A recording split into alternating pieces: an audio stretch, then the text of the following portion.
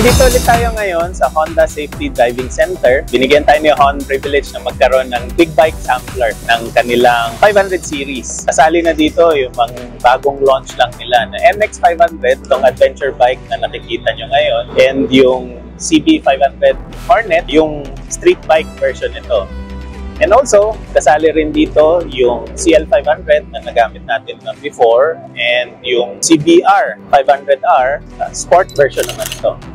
And also, ang isa pang bonus, kasali rin dito yung 2024 Rebel 500. Now, siguro anong bago sa Rebel? Well, kagaya nitong mga bagong 500 series nila, ang Rebel 500 ngayon, meron ng slipper clutch and clutch assist. So, mas madali na siya gamitin. So, ito yung una natin na gamit, itong NX500. And as you can see, adventure bike ang setup niya, ang character niya. And ito yung adventure bike para dun sa mga na-intimidate dun sa malalaking mga adventure bike na nakikita natin. Hindi malaki siyang feel niya, hindi siya bulky. Yung feel niya parang actually malaki lang ng konti, mabigat lang ng konti sa regular 150cc commuter mo. So, kung ikaw magta-transition ka from your commuter bike at gusto mong pasukin yung adventure riding lifestyle, maganda itong beginner bike. Yung isa naman na version naman nito na street version, yung CB500 Hornet, ano na yan parang it's a household name na. Medyo matagal-tagal na nagra-ride. Kilala ang Hornet na matagal na as a roadster, as a street bike, and natutuwa tayo na naibalik ng Honda dito sa local market natin. Magkapareho sila halos ng platform, na iba lang ng konti sa output because this is NX, is an adventure bike. Si Hornet naman, it's designed for city commuting, and of course, kung mahilig ka sa twisties. Yung CBR 500R naman, para ito dun sa mga mas gusto pa ng sporty performance na bike. Bagay siya talaga sa track bike. Now, of course, mas aggressive ang riding position niya compare mo kay Hornet. Pero hindi ko naman masabi na hindi siya komportable. Actually, hindi siya masakit sa likod. Of course, talagang katapa ka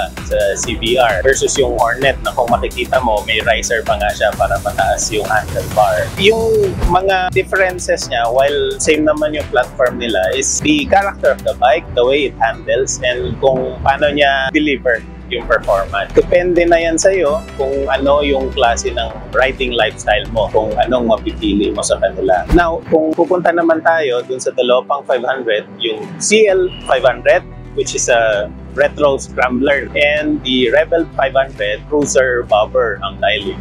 Itong dalawang to, para dun sa mga gusto rin ng performance ng 500 series, pero mas gusto ng medyo laid-back na retro character na ino-offer nitong dalawang bike na to. As you know, yung Rebel, it's a bobber, and then yung CL500, na based naman sa same platform, is a scrambler. So, nasa sa'yo na talaga. Matter of preference. Pero among 500cc models ng Honda, I would say hindi ka magkakamali. Kung ano man naman to, talagang ipabagay mo lang siya sa riding lifestyle. Kagaya na na-mention ko kanina, it's a big bike sampler. Ilang minuto lang ang saddle time natin per model. Limited space tayo sa HSDC for safety na rin. Makakapag-share kami sa inyo ng aming quick riding impression. Una, itong NX500, sabi ko sa kanya, aside from hindi siya ganun ka-bulky, napakadali niya gamitin. Hindi ganun ka yung seat height niya, mas marami sa ating mga Pinoy ang makaka-ride dito. I'm 5'11". Siguro may konti ako advantage pagdating dito, pero on the other hand,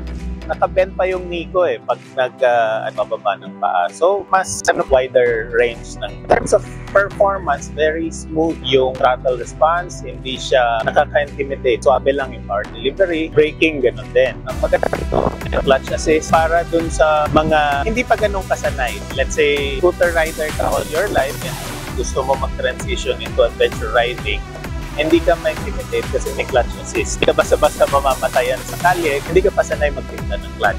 At the same time, magagamit mo yung zipper clutch niya during braking instead na mag-rely ka early sa preno, which is dual channel ABS, mind you. So, ABS na siya harap likod. Makakatulong pa rito, gamitin mo yung engine brake. And swabe yung pag-engine brake niya kasi may slipper clutch.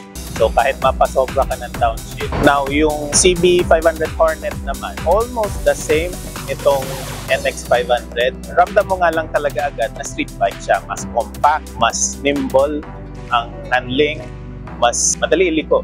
That's not to say na mahirap to iliko. Actually, ang dali rin niya iliko. Pero ito, mas may konti kang effort. Compare mo kay Hornet. Si Hornet, tumingin ka lang, liliko na siya. Kung saan ka tumingin, pupunta na siya ron. So perfect siya for daily city driving, city riding, and of course, yung mahilig sa twisties. Si CBR 500R, ito yung mas sporty among the three, same platform na to. So mas bagay siya para dun sa mga nagtatrack day regularly at gusto yung sporty character ng CBR. Pero hindi siya masakit sa likod actually yung CBR. So mas aggressive lang yung position mo, pero iniikot ko na iniikot dito, hindi naman siya. Comfortable pa rin and very spacious yung upuan niya. Kagaya rin ito, pwede kang makahanap ng komportableng position. Now, dating naman tayo dun sa dalawa. May pagka-retro dun sa dun sa limang 500 series.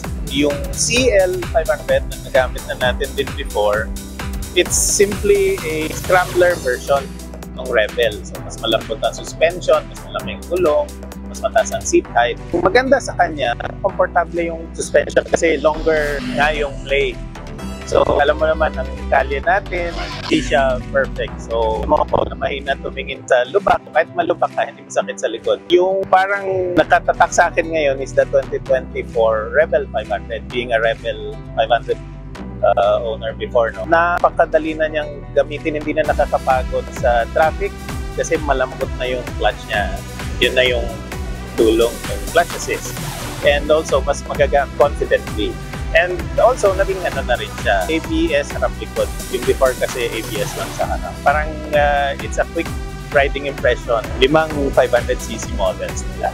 Para makapili alin ang 500cc big bike for you, suggest na i-test nyo rin. Nag-offer naman si Honda dito ng test ride sa Honda Safety Driving Center. Kailangan nyo lang silang i-message for the schedule.